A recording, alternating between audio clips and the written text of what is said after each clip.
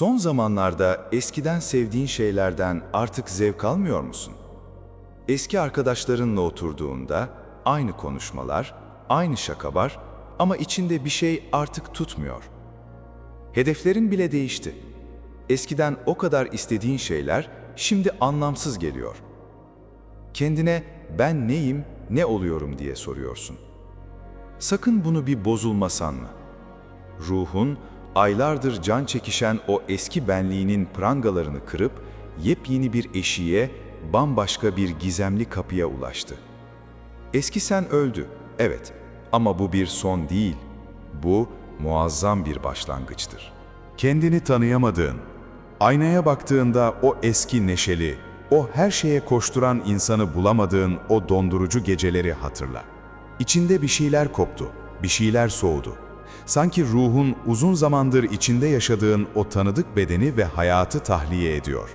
Sen bu dilsiz yabancılığı, bu dinmeyen boşluk hissini ağır bir depresyon, bir tükenmişlik sendromu ya da ruhsal bir bozulma sanıyorsun. Modern psikolojinin sana koyduğu o kronik anksiyete veya tükenmişlik sendromu etiketlerine sığınıyor, kendini hastalıklı sanıyorsun. Oysa her şey yolunda gibi görünürken, cebinde paran, etrafında insanların varken bile aniden içine çöken o sebepsiz hüzün bir hastalık değil, ruhunun arınma çığlığıdır. Hastanelere gidiyor, ilaçlarda arıyorsun çareyi. Oysa İbn Sina 1000 yıl öncesinden o sarsıcı teşhisiyle önüne bir ayna koyuyor. Ruh hastalanmadan beden asla hastalanmaz. Senin göğsünün tam ortasındaki o sökülüp atılamayan ağırlık bir hastalık değil, bir genişleme sancısıdır. Sen bugüne kadar insanların beklentileriyle, sahte maskelerle ve fani rüyalarla ördüğün o derme çatma eski sen hapishanesinde tutsaktın. Korkuyorsun ve o derme çatma duvarların yıkılışını bir felaket gibi görüyorsun. Oysa o yıkılan şey senin ruhun değil, senin o fani illüzyonundur. Yaradan, seni o gürültülü kalabalıkların içinden çekmek için önce seni o kalabalıkların sahte neşesinden soğutuyor. Bu bir çöküş değil, bu bir ilahi tahliyedir. Yalnızlık kılığında gelen bu sessiz davet, aslında senin ruhunun o fani sözleşmeleri iptal ettiği andır. Sen kendini eksiliyor, tükeniyor sanıyorsun. Oysa içindeki o gürültülü tiyatronun perdesi kapandı, repliklerini unuttun ve sahneden usulca iniyorsun. Kendini kandırmayı bıraktığın an, asıl uyanışın başladığı yerdir.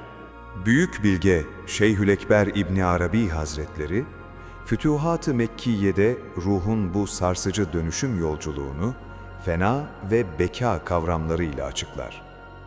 Fena, salikin yani o ezeli hakikat yolcusunun kendi beşeri sıfatlarından, o fani ve egosal benliğinden tamamen sıyrılıp yok olmasıdır.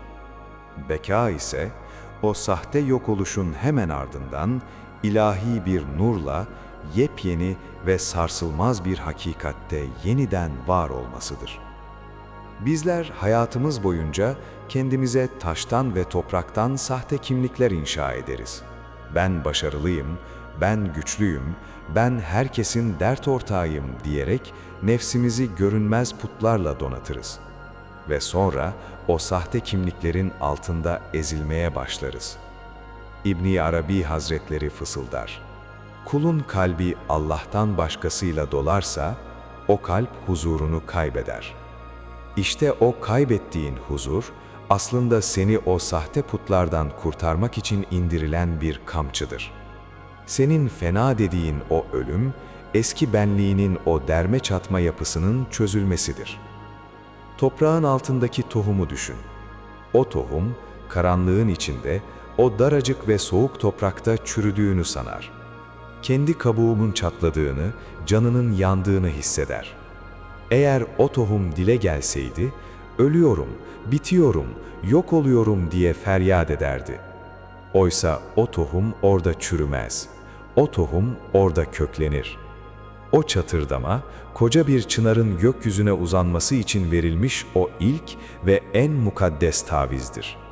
Sen de şu an o tohumun çatlama anındasın. Eski kabuğun seni daraltıyor, ruhun o eski elbiseye artık sığmıyor. Bu bir yok oluş değil, bu yeni bir hayata uyanış sancısıdır.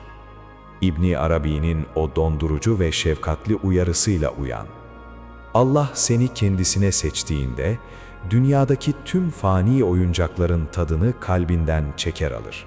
Eğer ruhun o ezeli merdiveni tırmanmaya başladıysa, hayatında şu 4 sarsıcı uyanış nişanı belirmeye başlar. Birinci işaret, eski dünyevi zevklerin anlamsızlaşmasıdır. Eskiden seni heyecanlandıran o ışıltılı vitrinler, o sonu gelmez sosyal medya gezintileri, o anlık takdirler artık sana bomboş gelir. Gafletin neşe sanılmasından yoruldun. İkinci işaret, eski ilişkilerin omuzlarında ağır bir yüke dönüşmesidir. Eski arkadaşlarınla bir araya geldiğinde o boş dedikodular, o fani hesaplar ruhuna fiziksel bir acı vermeye başlar. İbn Sina o dondurucu gerçeği şöyle deşifre eder. Ruh gerçeğe yaklaştığında bedenin frekansı o yalanı ve boşluğu kusturur. Artık o sahte maskeleri takmak istemiyorsun. O sığ gürültülere tahammülün kalmadı. Üçüncü işaret, o dilsiz ve sükunetli davetidir. Önceden yalnız kalmaktan delicesine korkardın. Hep bir gürültüyle o boşluğu kapatmaya çalışırdın. Ama şimdi o yalnızlığın içinde tarifsiz bir huzur, dilsiz bir sekine buluyorsun. Bu yalnızlık bir terk ediliş değil, ilahi bir halvet davetidir. Zira Yaradan seni onların seviyesinde bırakmak istemiyor. Dördüncü işaretse, o koca dünyevi hedeflerin gözünde küçülüp un ufak olmasıdır.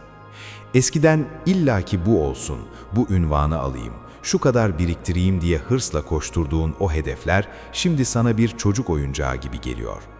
Zira nihayet anladın ki dünyadaki hiçbir fani oyuncak senin o ruhsal açlığını dindirmeye yetmeyecek. İbn Arabi'nin o derya derinliğindeki fakr yani gerçek muhtaçlık gizemini hatırlatırım. İnsan her şeye muhtaç olduğunu bilir ama kime muhtaç olduğunu bilmez. Bu dondurucu geçiş koridorunda ne yapacaksın? O eski benliğinin küllerine tutunup eski neşemi geri istiyorum diye ağlamaya devam mı edeceksin? Yoksa o fırtınanın sahibine güvenip o yelkenlerini rahmet rüzgarlarına mı açacaksın? Yapman gereken ilk şey direnmeyi, o hırslı kontrol arzusunu ellerinden gevşetmektir. İbn Arabi Hazretleri o muazzam kuralı koyar. İnsan koşmayı bıraktığında tevafuk işlemeye başlar. Sen o eski hayatını, o akmayan ilişkilerini zorla sürüklemeye çalıştıkça sadece o parmaklarını kanatıyorsun. Bırak giden gitsin, bırak yıkılan yıkılsın. Yıkılan o derme taşma kulübe, gelecekte senin için inşa edilecek o muazzam ruhsal sarayın yerini açmak içindir. İkinci olarak bu dilsiz sessizliği bir ceza gibi okumayı bırak. Yaradan seni cezalandırmıyor, seni o gelecek büyük nimeti taşıyabilecek bir kaba dönüştürüyor. Hazır olmayan bir ele verilen nimet, nimeti değil felaketi getirir. Sen şu an o olgunlaşma okulunda, o dilsiz bekleme odasında pişiyorsun. Kabul et, direnme ve ruhunu o ilahi akışın pürüzsüz nehrine bırak. Fena makamından geçmeden beka makamının o kalıcı nurlarına erişemezsin.